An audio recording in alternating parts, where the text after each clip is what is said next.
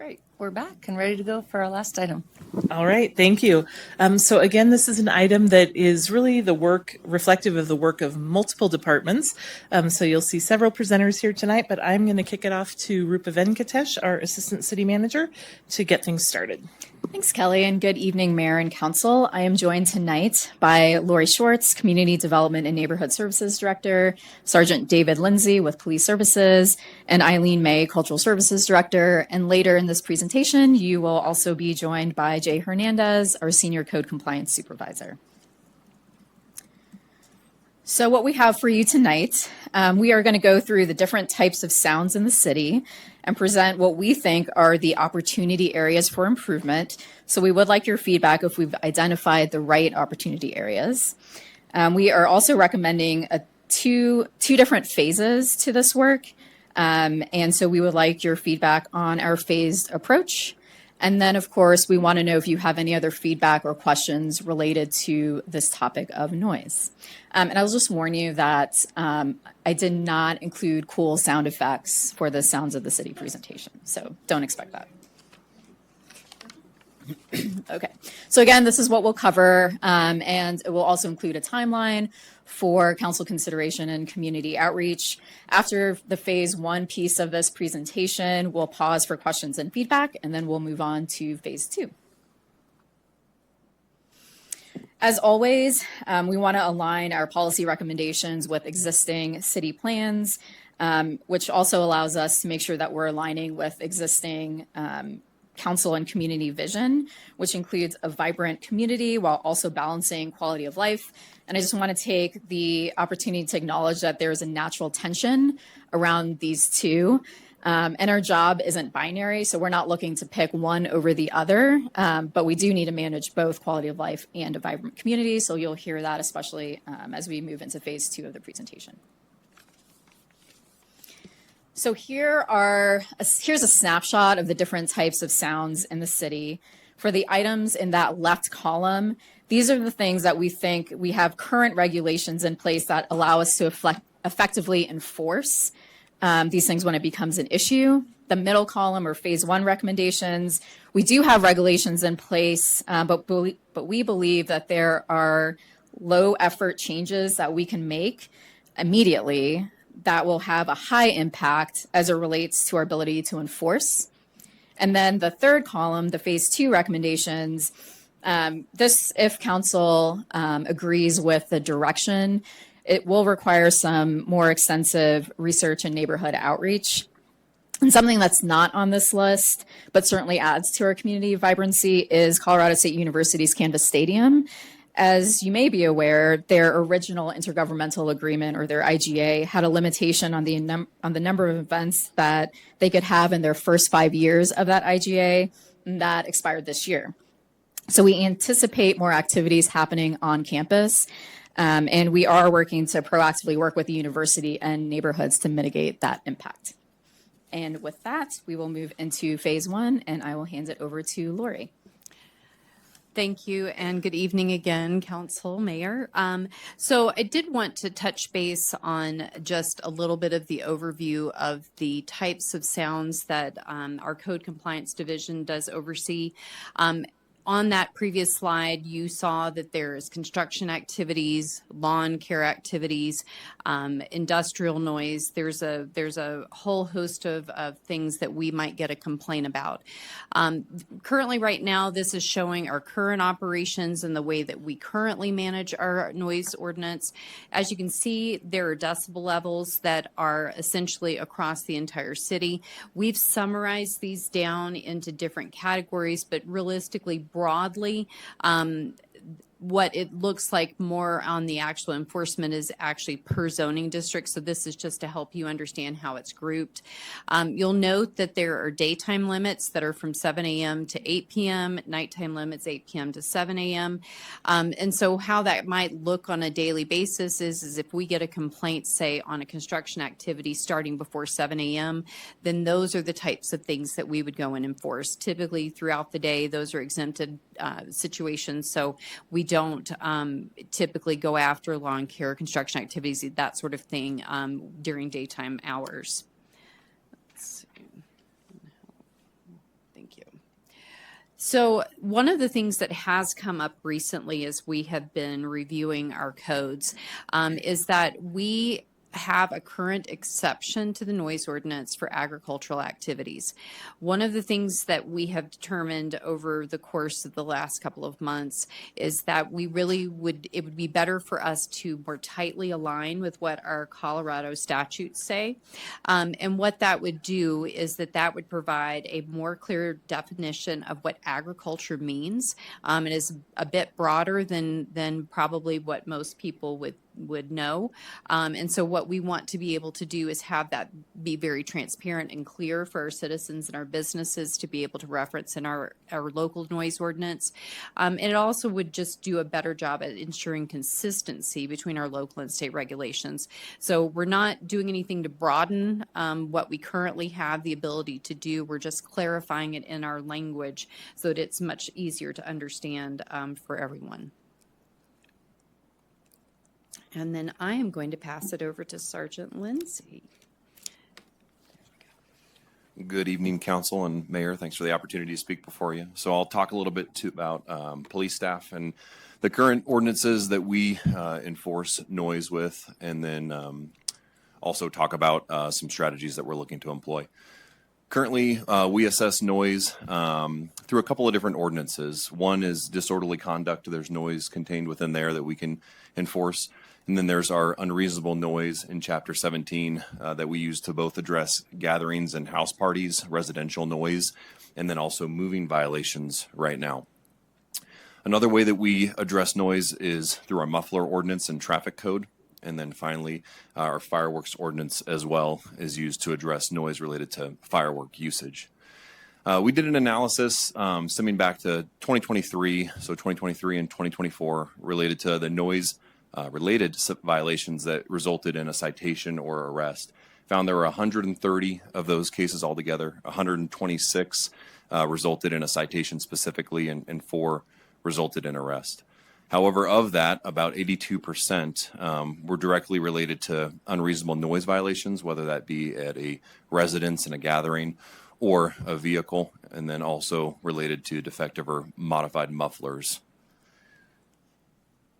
So as we assessed noise, we noticed throughout 2024, we have began to receive an increase in complaints related to vehicle-based noise violations.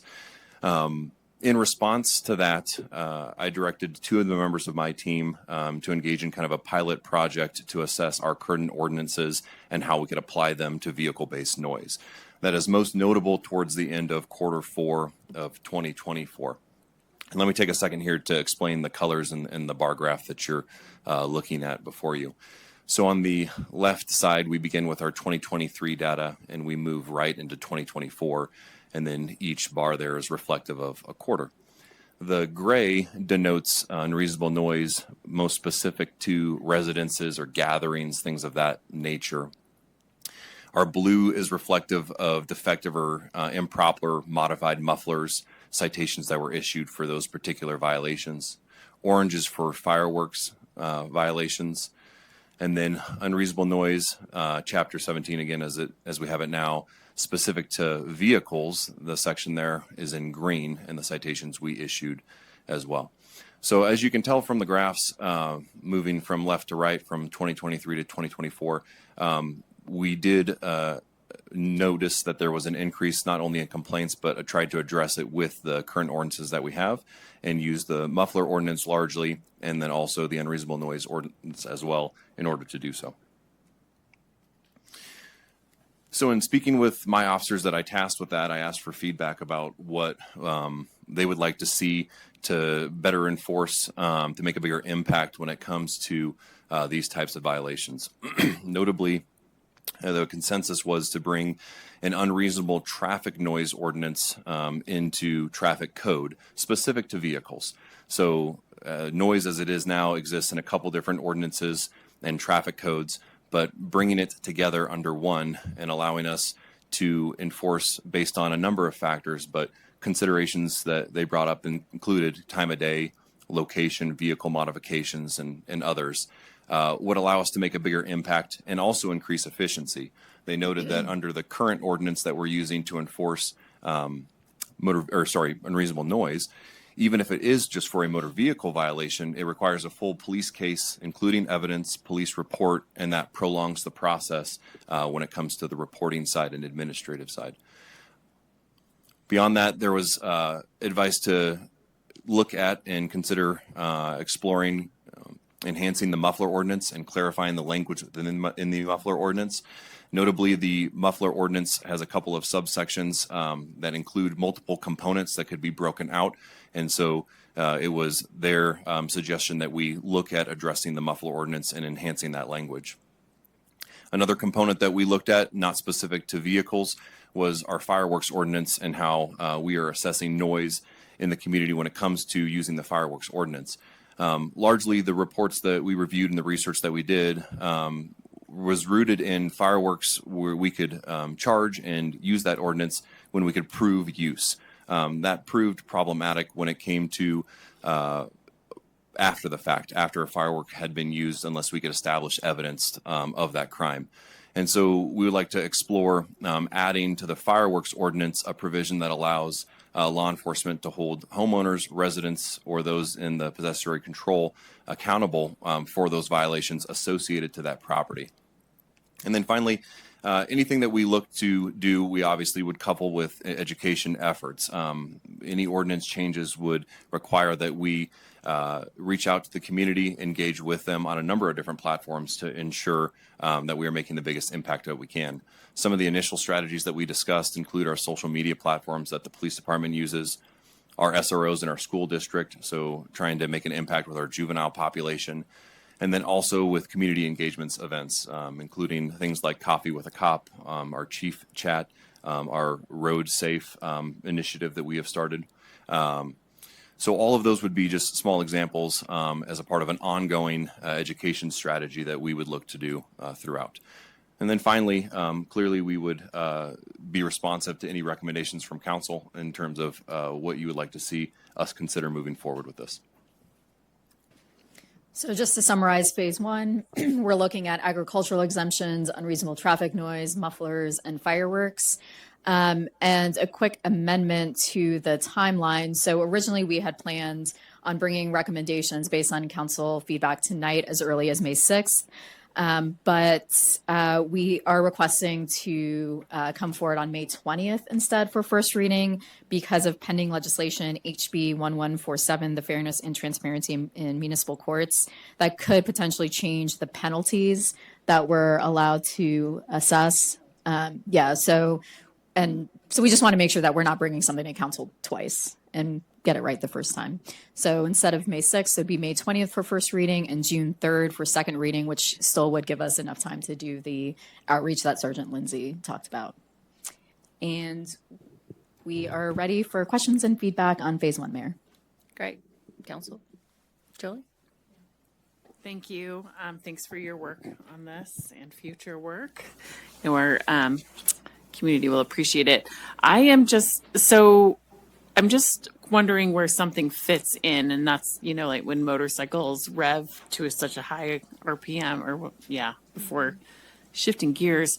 Is that a moving violation, or what is that considered? Under our current ordinance or under the new proposed ordinance? How about both?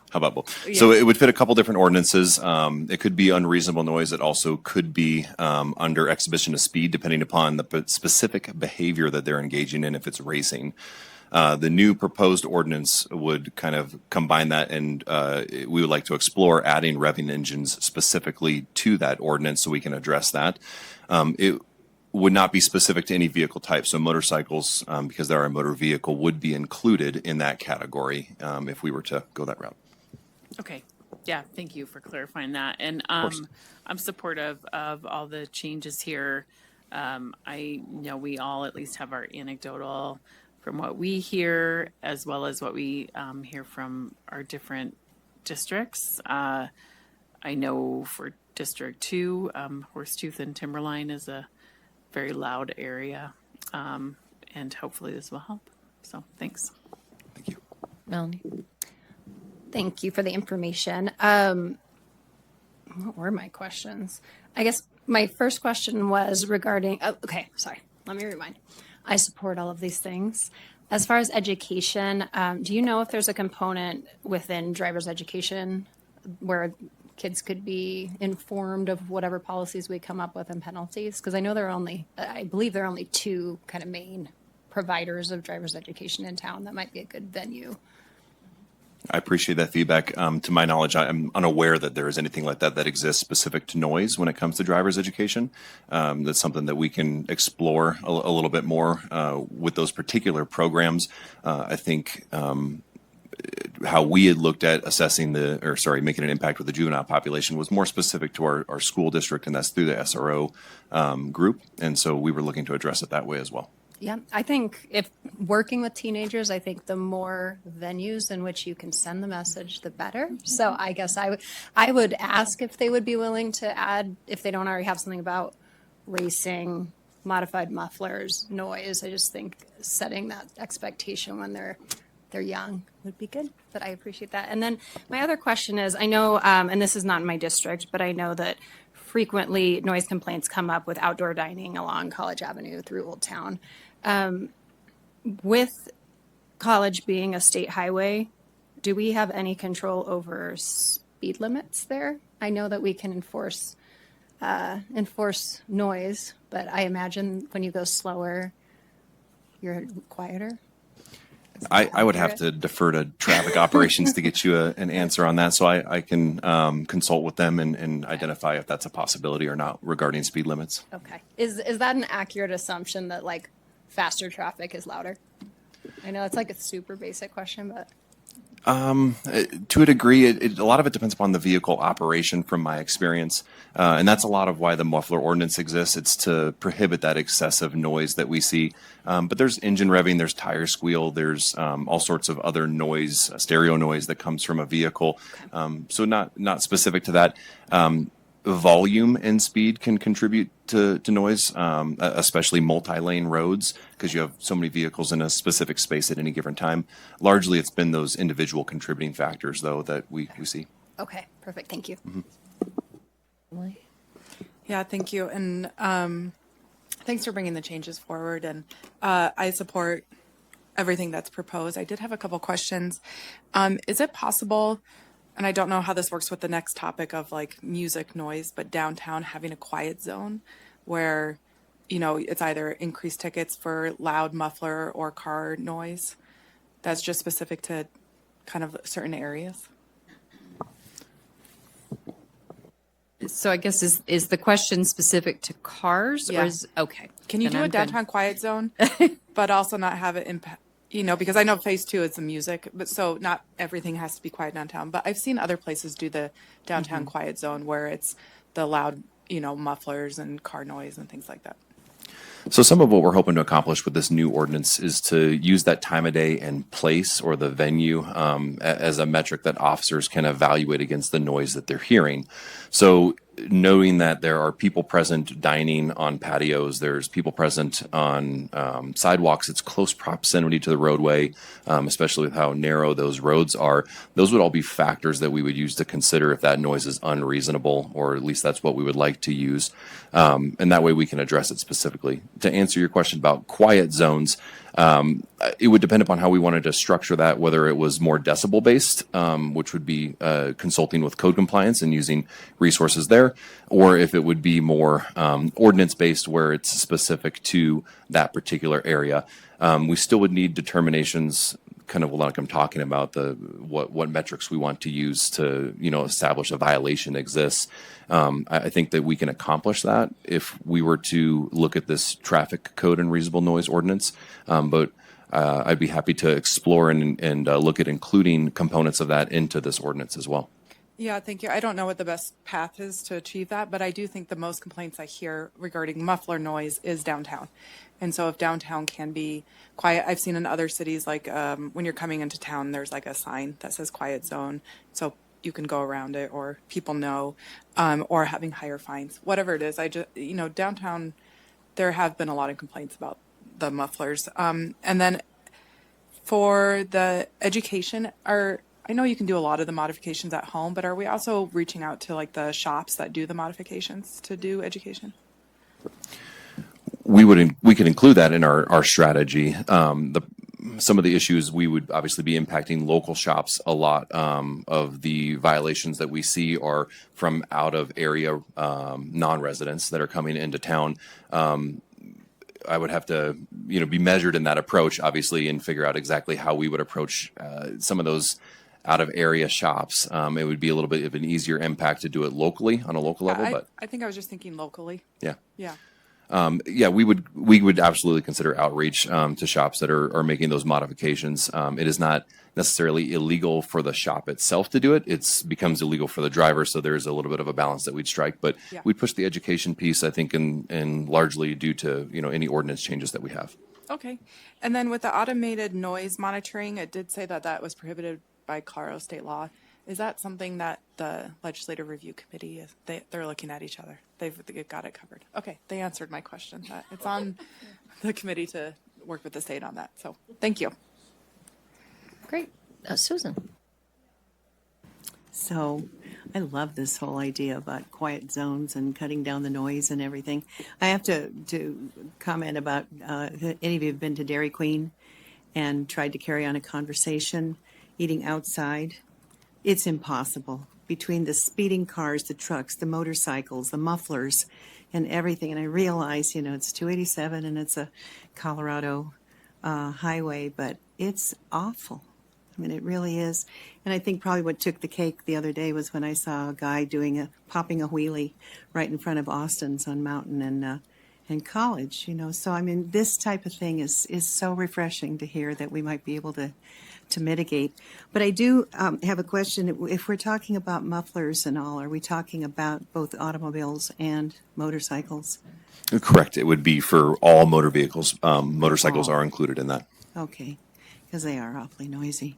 But here's a specific one that I have. There's an issue, and I think it's mostly heard by the residents in the Buckingham neighborhood, and it's the Hubbard feeds.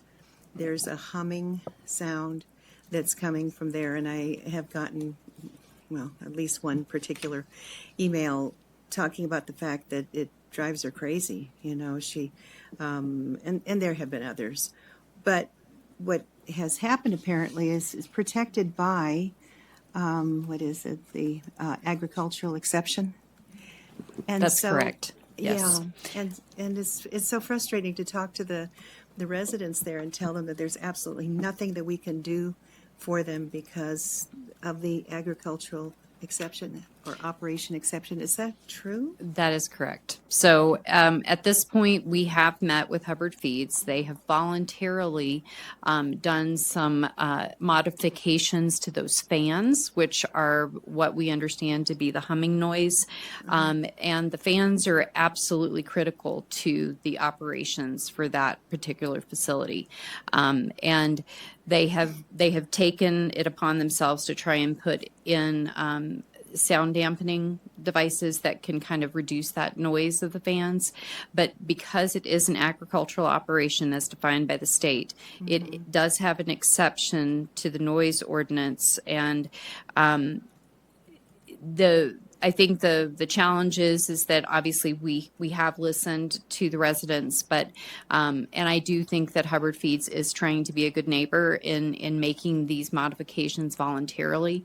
But the reality is it is an agricultural operation. We have found that they're not operating outside their normal boundaries of that type of work, which is the only time that we could look at it differently. And so there are limited activities that we could do for compliance, but to be frank, we have found no violation of any kind of nuisance at this point. I mean, and so that is where we are as far as that particular operations is concerned. And it is off and on. It's not predictable because it has to do probably with whatever fan or cooling. Or I think it has to do with dust, but I think so too. that's Dust my mitigation. understanding. Yeah. So pretty much, it's like chicken and the egg. Which came first, Buckingham or Hubbard? But who knows? Because it's Ranchway, which goes way back, and Right. it's an awkward one to deal with. But I Yes, just ma'am. wanted to verify that it's true. Yes, So when ma'am. I get an email, I say, "Gosh, I'm so sorry, but it's the agricultural operation exception." Right. And as I said, we have not found any violations of any of our codes at this point. Just other than that maddening humming that they will have to, I worry about when they have to open their windows. Right now the windows are closed, but thank you for that. I also wondered, the efforts that you're making, do those apply also, say, to bars downtown who I guess the back of the bars or whatever it is, there's noise that's annoying the residents, that are nearby. Is that what we're dealing with also? I'm thinking of one incident in particular. Yeah, so we'll cover that under phase 2. But I will say, as of right now, just in general, if we do have noise complaints right now, especially if it's after hours, police colleagues will typically respond to those noise complaints. If it's chronic, that ends up becoming more of something that code compliance will address with those property owners. Okay, cool. I know that they'll be happy about that as well. Thank you. Appreciate the information. Great. Melanie? Yeah, I'm going to just rewind to mufflers. Sorry, Susan. I do know that it's more impactful in areas where we've got outdoor dining and things. I would love just to have, though, a blanket expectation if we don't have loud modified mufflers, because, Rupa talked earlier about the balance between quality of life and a vibrant community. And I think when we talk about amplified music, that's really an argument. I know that there are people who would beg to differ, but I don't think modified mufflers add to the vibrancy of our community anywhere. So I guess, I don't live anywhere near downtown, but I would like to not have modified mufflers in my neighborhood as well. So. Tricia?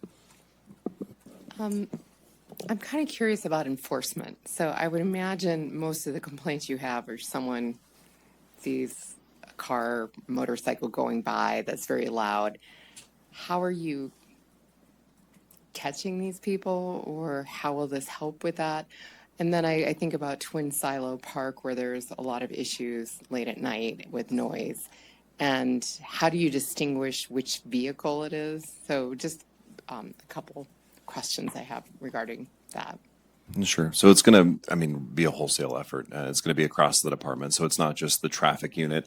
However, I will say that we've reallocated another one of our officers to help with nighttime traffic-related issues. So more than half my team now works during the evening or nighttime hours to hopefully make an impact there. That to say, I quickly recognize that a small team, we need the backing of the department. And so it's our goal to use this ordinance and to educate our officers all on patrol to be able to make an impact at any time of day or various hours there. From an enforcement standpoint, the new ordinance, we're hoping to mirror the evaluation that we use in Chapter 17 for unreasonable noise, so that prima facie decision for officers to determine that that's unreasonable. And so from an enforcement perspective, they would use that based on the factors that we are exploring to decide if that would warrant a citation or be a violation based on everything that's present there. So again, it would be that wholesale department effort coupled with these new tools that we're using to hopefully make an impact there. That ordinance could also be applied at Twin Silo Park. So parking lots or park properties, it could be applied there just like it would on the roadway, like unreasonable noise is applied at a private residence as well, right? In specific to your question about which vehicle, how can we make an identification? We're looking for things that stand out with the vehicle and how it's being operated, whether they can pinpoint the noise based on where the officer is located, or if the vehicle is operating, accelerating away or operating in a way that's different from other vehicle traffic. Typically, specific to mufflers and exhaust, we're able to hear the effects of the exhaust, not just at one moment, but throughout that operation. And so officers would at least establish reasonable suspicion to stop the vehicle, make a determination if that is in fact the violator, and then be able to assess it from there. So it would be more incumbent on the officers to be cognizant of what vehicles are on the roadway and which one is potentially the violator, but that's kind of the strategy right now. Great. Thank you. Yes. Kelly? Thanks, Jenny. Well, through no fault of any of you that are here on this issue tonight, this has been a long time coming. It's been talked about for decades, and just never caught as much traction as it should, even though it had council support. So I'll get the tough question out of the way first. So very supportive and very proud of our professional police force. I can't say enough good about it. Do you have any institutional resistance on us moving in this direction? Because historically we did, and I know it's starting from the chief on down. He's supportive of council's priorities and those kinds of things. I just go back again. This is just history to bring us forward. 15 years ago, council wanted some things done on the dismount zone, and basically we were blown off that it wasn't something that police wanted to deal with. And eventually we got the signs that they requested and things, because it is a health and safety issue when people are zipping through with, and there's small children and older people and those kinds of things. Are you encountering any institutional resistance that we're moving in this direction to rank and file? Sure. No, I'm not. A matter of fact, I feel the full support from the chief himself, through the assistant chief and down the rank and file. They've been supportive of the project. They've been involved in the project so far, and are us exploring our ordinances and our evaluation of how effective we are in making an impact here. So specific to your question, I'm not noticing any resistance there. Okay, that would have been my guess, because I just think we've things have evolved in a very good direction, and I'm happy to hear that, and that would have been my guess. And you seem like one of the people that's perfect for the job, so thanks for being here. I have a few other questions, though, on the things. On the ag thing, does that relate? I don't know which, right there. Is that tightening, loosening? And I know it makes it more simple, but is this I mean, we're concerned about noise. Is this a good or a bad thing? Do we have to do this? And does it tighten or loosen things? That's not at all clear to me in the presentation. Are you talking about the agricultural? Yeah, the exception? agricultural. So it doesn't actually change anything. So as far as the regulations are concerned, they have always had an exception to agricultural activities as listed in our noise ordinance currently. All we're doing is adding additional language to reflect state law to make it more transparent. I think a lot of times when people look at the exception as agricultural activities, they don't necessarily understand all of the things that agriculture means from the Colorado statutes. So all we're going to do is reflect that language into our noise ordinance just to make it clearer. Okay. And then do we plan on doing, a lot of people don't understand this, and I'm not referring to anyone in the room, the fireworks, the impact of fireworks on combat veterans, on dogs in particular. Cats are more laid back, and I'm not as familiar with cats, but I have an older dog with congestive heart failure that's now setting new records with surviving on congestive heart failure.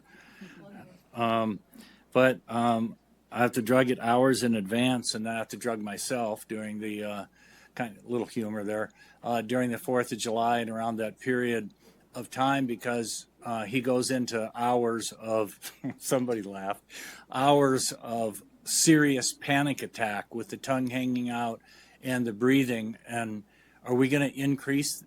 It's not ever going to be perfect, but it's my opinion it's been ignored literally forever, fireworks enforcement, because it's, I guess, hard to do. When you get there, it's not happening. But are these changes going to make any improvements? Because it does have real impact on people and on dogs. I'm not kidding. We recognize that there's an impact there, absolutely, and we receive some of that feedback directly to the police department. It is our goal, it's our hope that amending the ordinance and adding these components so we can catch and assess violations after the fact, after fireworks have been used, because it's such a succinct moment in time when you're talking about an arterial shell, for instance, that explodes. It's a second or less, unless it's their repeated offenses. By the time we get there, there's debris present, and we can see that fireworks had been used, but pinpointing who did it and who's involved can be challenging. And so our hope is to, again, draw that back to the specific property that it was used at, so we can have accountability when it comes to firework usage within the city, even if it is not in the exact moment. In reviewing the fireworks citations that were issued by our department over the last couple of years, largely they were officers saw it firsthand, and those were the ones that we could issue because they saw it firsthand. They had evidence. There were a few other instances where they were able to get good eyewitness accounts and have video evidence to back it up, and they had a good identification of a person to issue a citation. But largely, again, it was that firsthand observation. And so, again, it's our hope that we can have that still be included, but then also include anything that was to happen afterwards so we can assess it there. Knowing that the large personal fireworks are illegal and that we're going to make it easier to enforce, is there, will you folks emphasize more that, and again, nothing's going to be perfect and we're not going to have hundreds of citations. We've got other things going on the 4th of July evening, I know, with police response, but is this going to be easier to do and taken more seriously? Because it's actually, as we've established and you've agreed, it's not always a joke. So will you think officers will be more likely to enforce? So we'll bring it back to our department and have that echoed up the chain of command to reiterate not only the importance of firework enforcement, but also the impact that it's having on the community. It is our hope as we continue to balance, especially around major holidays like the 4th of July, the other calls for service, life safety calls that occur that officers are tasked with handling, that we can have enforcement with expanding this ordinance. Especially with additional training that we're going to provide to our officers and encouraging that enforcement now that we're going to have changes to the ordinance. Thanks. I really appreciate that answer, because I know it's no fun to maybe be seen as a buzzkill, but we start with the fact it's illegal. And then secondly, it can lead to other things. And I appreciate the extra minute here, because last time, and I'm not necessarily proud of this, and my wife said really when I started to do it, but it just wouldn't stop on our block or two. And it was having such a negative impact on a dog, which is part of our family, that I went hunting for the perpetrators. And that can lead to some not real good situations. And that's another example of why I think we need to up at least the awareness and the level of compliance. And that's an accurate story. I never found them. Great. I'm never going to skip a chance to thank you for all you do. And you guys, we have a monthly neighborhood meeting, and it came up. They said, "Why is our police force so cool in Fort Collins?" I said, "Well, let me tell you all the ways." So thank you for everything you do. I also am in agreement with all this. I live on Mulberry, right across from the park, and we enjoy the Fort Collins fireworks show, and then it just doesn't stop in all the neighborhoods behind me. It's absolutely quite unbelievable. So I think the residential thing is a good, because you know which house it's coming from. If you don't, I can tell you. So thank you for that. I agree with everything. And then just one suggestion of outreach for we council and the student government at CSU. We have really good relationship. I think you could call ASCSU and just, in the education thing, so they can get it out to their constituents there. It's a great way to, and they're really good at that. We'll collaborate with them. Thank you. Yeah. Great.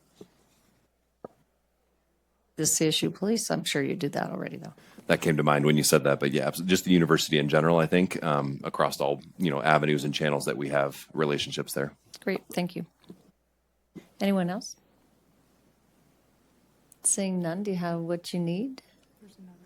Oh, there's more. Okay. Oh, sorry. Yes, Gosh, so I we was have what just we need for phase hustling. 1. And so Lori will take it away for phase 2. So, as noted, this is a repeat of our slide that we had before. And so we've talked through the regulations that are working well, as well as our phase 1 recommendations. So we do want to talk about the phase 2 recommendations, which are going to be on the right side of the slide, which is really looking more at ambient sound. And then how do we look at amplified sound across the city? So why now? As you can see from our chart, we have had significant growth over the last 17 years. Looking at our population back in 2008, which was when we had our noise ordinance last updated, we had a population of about 140,000. Now we have increased to about 177,000. While it's not quite on the projections of this estimated population growth, it's still an increase of 27% over the last 17 years. Additionally, as expected, we have also had additional traffic. This is looking at our vehicle volume in 2008, understanding sort of what happens in the daytime. The darker green is the inbound traffic coming into work during the day. That circular kind of middle green is the cars that are live here and work here, and that lighter green was those cars that were out migrating to work outside of the city. So looking at that, just in vehicle traffic, that's about 76,000 cars that were moving through the city for commuting. So then when you look at this slide, this is in 2022, we are seeing almost 37,000 cars now coming into the city and 23,000 cars moving within the city. And while our number has increased for outmigration during the day, we're still seeing an increase in overall cars now up to 93,000 cars a day. And this was 3 years ago. So you can see that we are having a definite increase in just, movement around the city.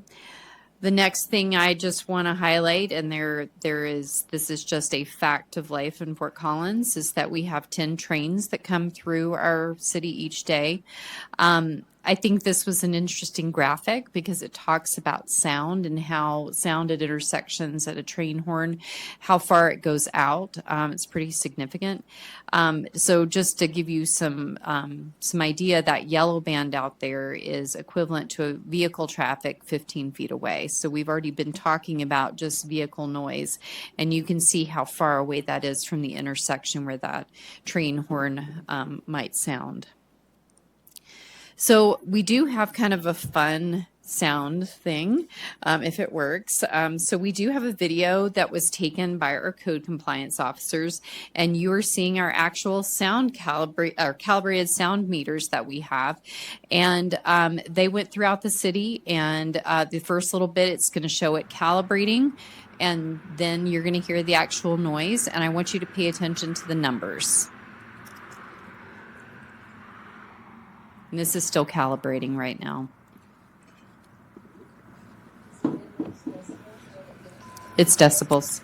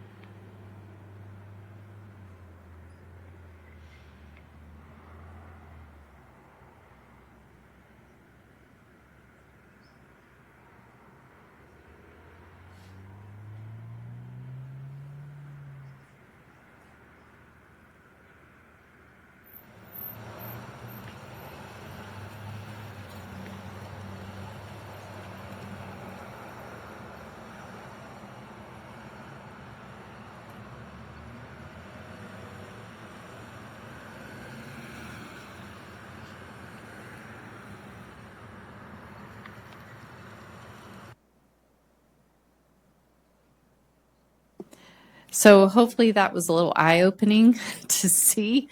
And if you remember our decibel levels where we have our limits right now, you can see that sorry, I'm trying to move it forward. You can see that the numbers that we're seeing in just regular traffic volumes are actually exceeding our maximums that we have right now. So one of the things that we are interested in trying to understand is what are our actual ambient noise limits across the city.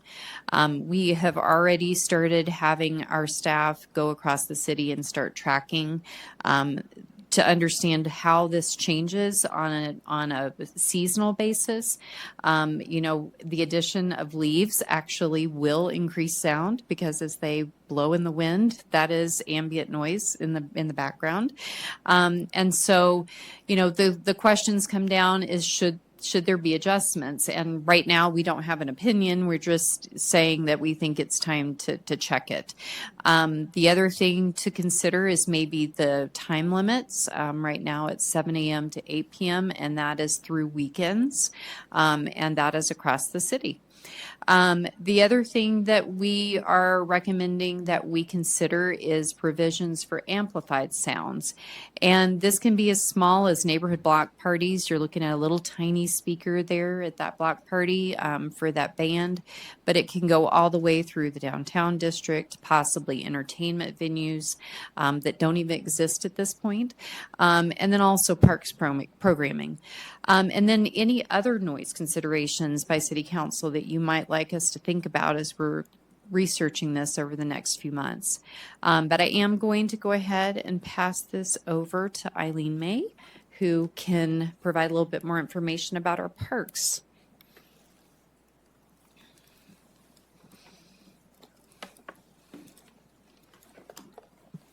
Thanks, Lori. Good evening, Mayor and Council. Thanks for this opportunity. Eileen May, Director of Cultural Services. So on this slide, you're going to see that not just the landscape that we've been talking about physically has changed, but actually culturally, we also have changed. So that's everything from everyday park activation to large-scale festivals like FOCO MX that we just saw this weekend, where we actually had over 3,000 people go through the doors of the Fort Collins Museum of Discovery. So we have a really great community support for these larger scale events. But we want to make sure that we know that these kinds of events just aren't just for entertainment. They are also building awareness, fostering inclusion, and making culture more accessible to our community. So, but with these new opportunities, obviously come new sound dynamics, and what that context is essential as we consider how our ordinance can support today's needs while still protecting the quality of life our community values. So over the past 15 years, we have reimagined how we use public spaces, adding parks, community destinations like Twin Silo and Whitewater Park, and vibrant venues such as the Gardens on Spring Creek's Amphitheater and the Exchange. These spaces foster connection, but also bring new sound dynamics to the neighborhoods. Both the 2021 Parks and Recreation Master Plan and the 2019 FOCO Creates Master Plan emphasize expanding programming and cultural vibrancy. As our city becomes more active, expectations around sound are shifting. Updating the noise ordinance will help us align with these goals, balancing energy and calm, but also supporting both liveliness and livability in our shared spaces. Sound in our city isn't just a nuisance, though sometimes it can also be a sign of creativity and connection. The FOCO Creates plan calls for more performances and events in public spaces, but current noise rules can unintentionally limit small-scale, spontaneous activities. Updating these regulations will empower artists while ensuring sound is managed thoughtfully. This also supports cultural equity by making it easier for all neighborhoods to host events and celebrate together. By aligning our policies with placemaking goals, we can create vibrant, inclusive spaces that reflect the diversity of Fort Collins and reinforce our commitment to being a creative, art-supporting city. This conversation is also about potential. You may remember that in 2017, Ordinance number 118 was passed, placing specific limitations on the timing, frequency, and volume of concerts at the Gardens on Spring Creek. While the intent behind this policy was to address neighborhood concerns, it also highlighted the challenge of balancing those concerns with the community's increasing demand for cultural and entertainment events. Since then, Fort Collins has seen steady event growth along with missed opportunities.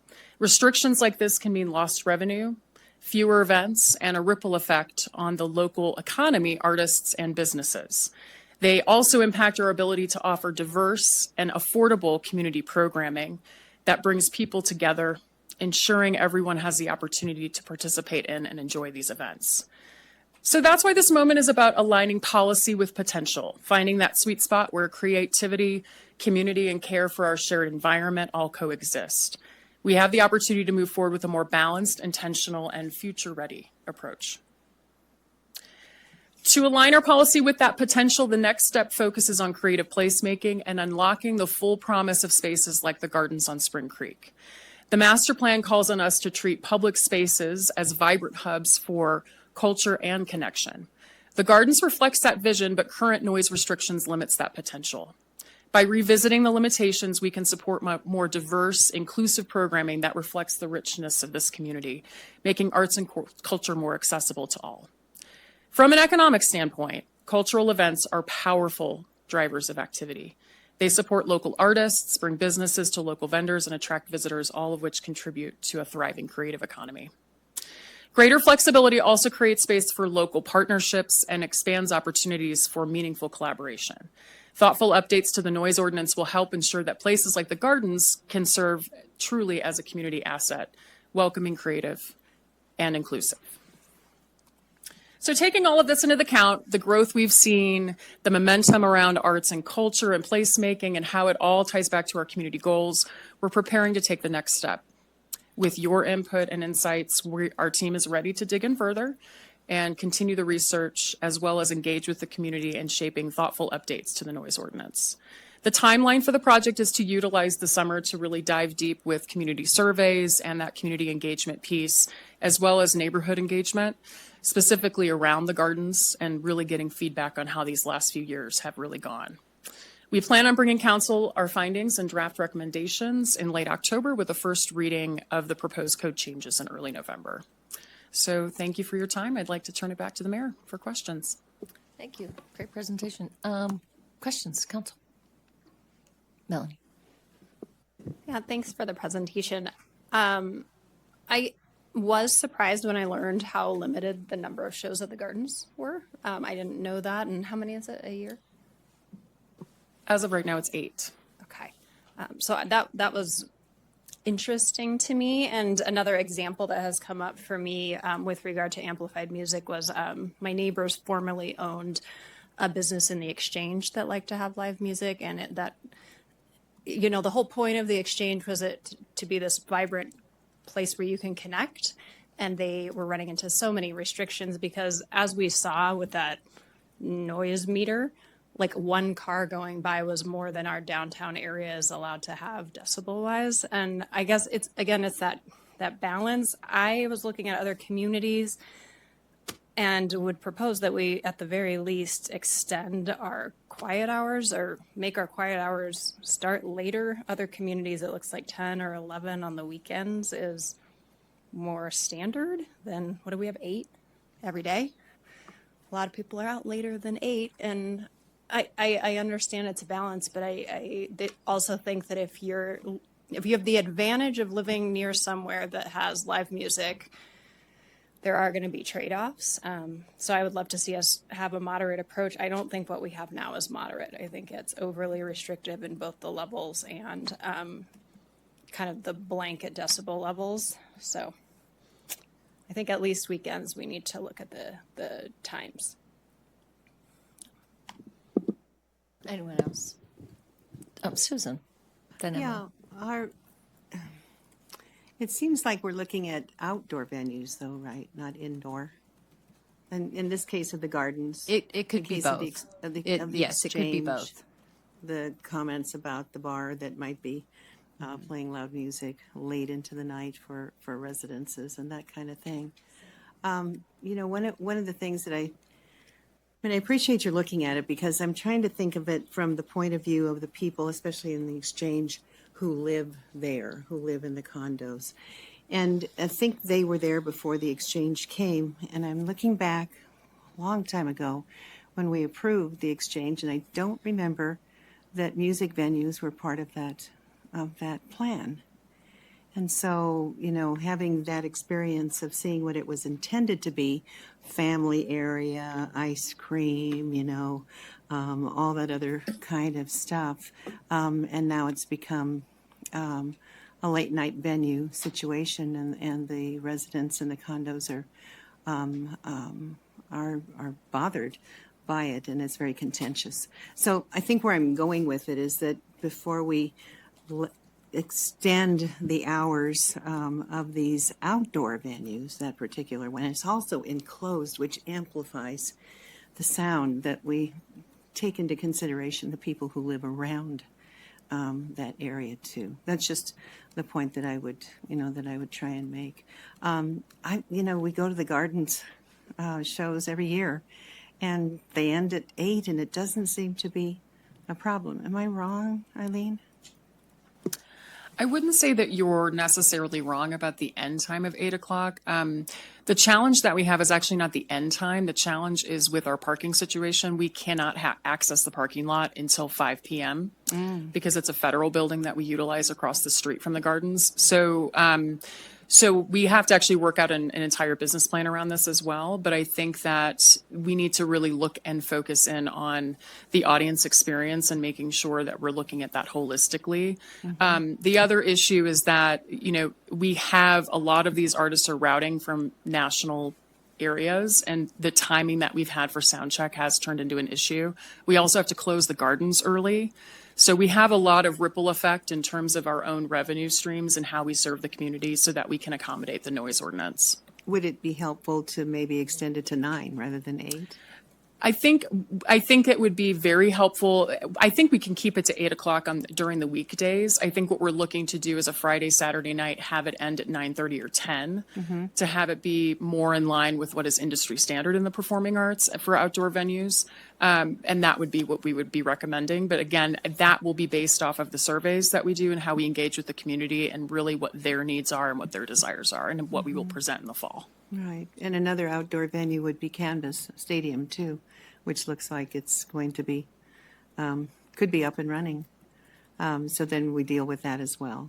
Correct. Would we have any, is that our purview at all, or would that be another You're entity? talking about CSU. Uh-huh. So we have let them know that we are working on a noise ordinance update right now, and that there is a possibility that we would be continuing that conversation. I think we have an opportunity for partnership with them, but from a regulatory lens, probably not. But I think what we can do is certainly have the conversations and see how we can best align. Emily, go ahead. Yeah. Thanks for bringing this and doing the kind of muffler and noise, because I know we've just had some issues. And I think it's because, as you pointed out, the code really isn't working for us. Because, with downtown, the exchange was mainly acoustic, kind of some amplified, ending at 8. But and then we also have a bar downtown that's very amplified DJ late into the night. And those are different things. And and just kind of figuring out how we want the vibrancy of downtown to look, and the nighttime economy is an important piece of our economy. So I'm glad that we're looking at updating this. And I'm curious I don't have a solution. I don't know how you balance vibrancy and people living downtown. And that's just, so I'll look forward to what you bring forward, but I'm supportive of it going forward. I'm glad that you also have block parties. I don't know if this fits in, but I just, in the block party application, you have to say how many decibels your music is going to be. I don't know why we require that. I don't know how people measure that. I don't know how they know that. I just don't think it's appropriate. So I hope that we can create some kind of code that allows for simpler process, at least for block parties, to be able to have that. And then as far as the gardens, I think it's good to revisit. I think there was a lot of fear around what those amplified events were going to look like, and maybe I'm sure we've learned a lot, and maybe the neighbors can have learned that it hopefully doesn't have that big of impact on them. And I think it makes sense. At first I was like, I love a concert that ends at 8 p.m. So I was, I'm fine with that. But then I also remember being there in August, and it is so hot. We don't have trees that cover that right now because too young, and it is so hot. And so being able to move it later, I definitely see a reason for that as well. So I'm excited to see what comes in phase 2, and the timeline seems very reasonable. So thank you. Melanie.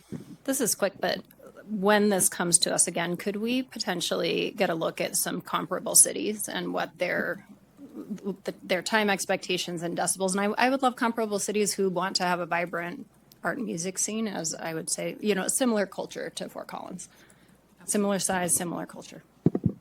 Julie?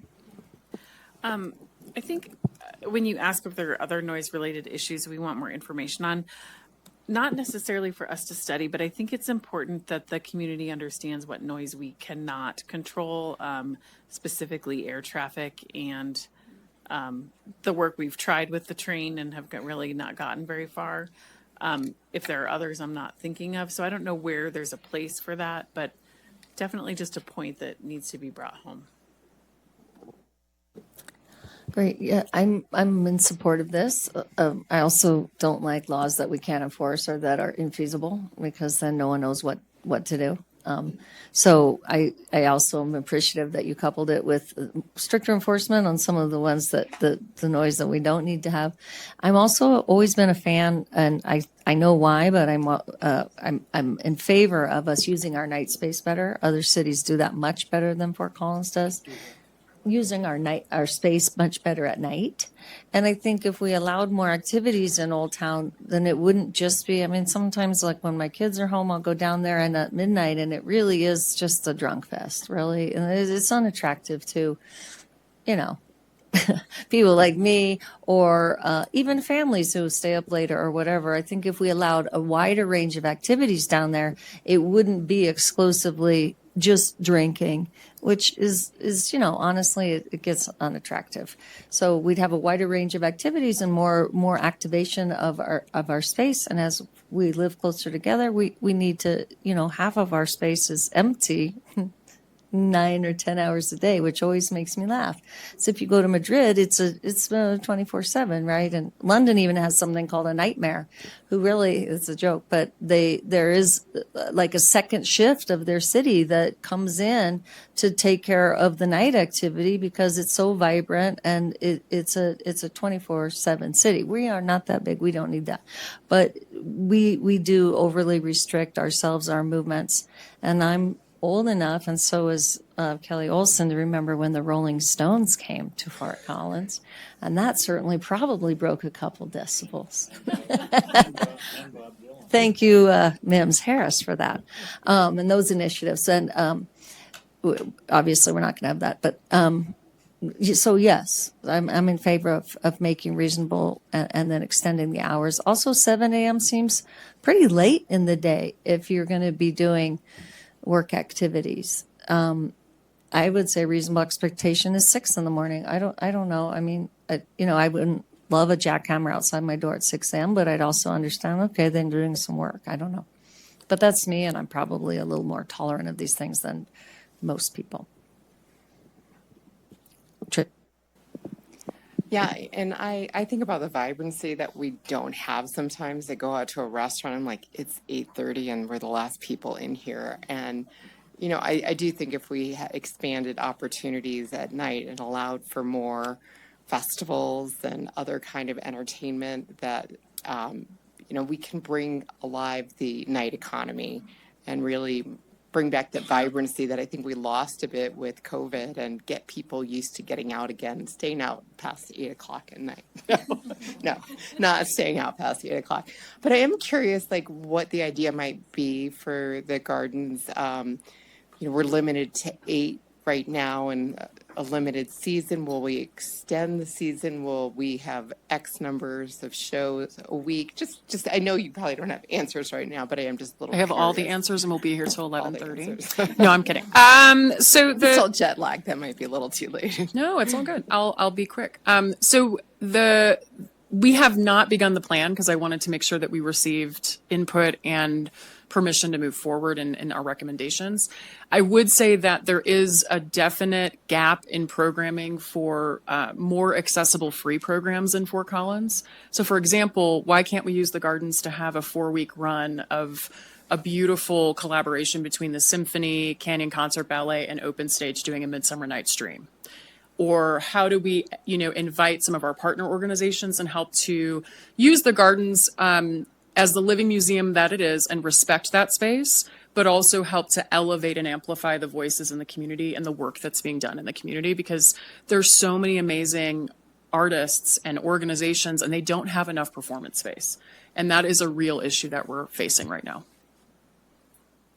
Great. That's great to hear. Thanks.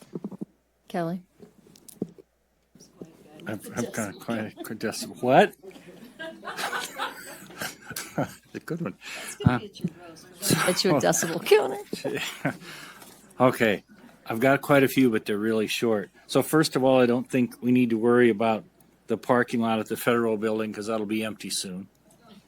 And so that's for good or bad. That's probably that. Too soon. I don't want to be the buzzkill, but I think we should tread carefully on this because the stadium's in my district, the gardens is in my district. I've lived this issue more than most people around the table.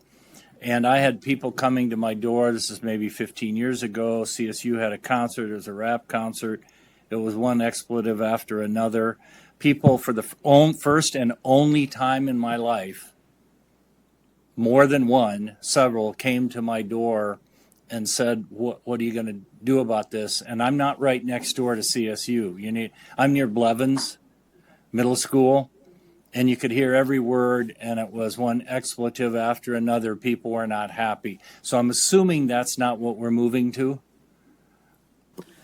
So my answer would be no. In terms of the programming that we would be offering at the gardens, it would not have that kind of content. No, I mean in general. With the just sound, in general? CSU, that kind of, do we have any control there? Is it the old thing that no laws apply to them? That is correct. We do not have regulatory authority over CSU. We could work with them, though. We can, and we are, and will continue to do so. And there's technology, and I just have to come clean. The Eagles were coming, but then I pointed out the contract of the 5 years with no big concerts, and then the Eagles died. But I digress. Literally, the Eagles were coming. So I'm not willing to surrender on the overall noise. Who mentioned that? The noise you did, the noise thing, to up our thing. That's like saying, well, the air pollution sucks, so we're just going to say we're going to raise the numbers that we tolerate more air pollution in order to deal with the issue. So I'm not on board necessarily with raising is it ambient noise level? Is that what it's called? It's something that we were looking at. It's not a definite recommendation at this point. Well, this just a work set. I just given my 1/7 of opinion. Yes, I'm sir. not on board with that yet. I don't have all Got it. the data. I'm not sure that's the way to deal with this. And then it's just more complicated because we're encouraging. I remember nobody lived downtown. Very few people lived downtown. And now we're encouraging all this, including right behind Tony's, putting up perhaps a new structure. And it's not just and not a fuddy-duddy, but it's not just older fuddy-duddies that would be labeled that don't want the noise. There's people that have to go to bed early, that work early, that have children. And the downtown thing, it's more complicated than I'm hearing tonight. I'm sorry. I don't think it's, just to make it more vibrant. I think it's more vibrant. I think I remember seeing you at one of the concerts at the Gardens. And then the Gardens is more complicated because being in my district, that amphitheater went in after the neighborhood was built. And that's always more problematic. It's like an airport. Then, okay, you move next to an amphitheater. What do you expect? No, the houses were there first. So I guess I'm just doing the caution thing without any helpful suggestions that before we just steamroll all this. I think it's more complicated and there's going to be more blowback than we think unless we get it right. And there's technological fixes in a lot of this to new technology and sound and direction and those kinds of things that I think need to be perhaps even legislated, because then you can go louder if that's what you want. And I get the time thing. That's more complicated than I realized because of the parking and different things at the 8 o'clock. And to me, frankly, it depends on if it's the weekend, although people work early on the weekend too. So it just gets complicated. Well, if I could just offer one thing, I know that Eileen had mentioned that they want to do a survey. We're also considering a larger community-based survey to get some feedback on how people view sound here in the city. So we do have the example that was sent out by Denver, and so we will look and see what other possible survey questions we can do to get a pulse on how the community views this. And that will hopefully inform council and then also our recommendations as we move forward. Right. I just remember my 40th birthday party, which was fairly legendary. The first noise complaint came in 15 minutes before the party started. I was kind of proud of that. It was not now, but then I was. It was the sound check. And but we need to get this right because noise does, it used to be called noise pollution, actually. I don't know, that's because it can negatively impact people's health as well, long term. I don't mean an occasional concert. Thank you for your help, work. Okay.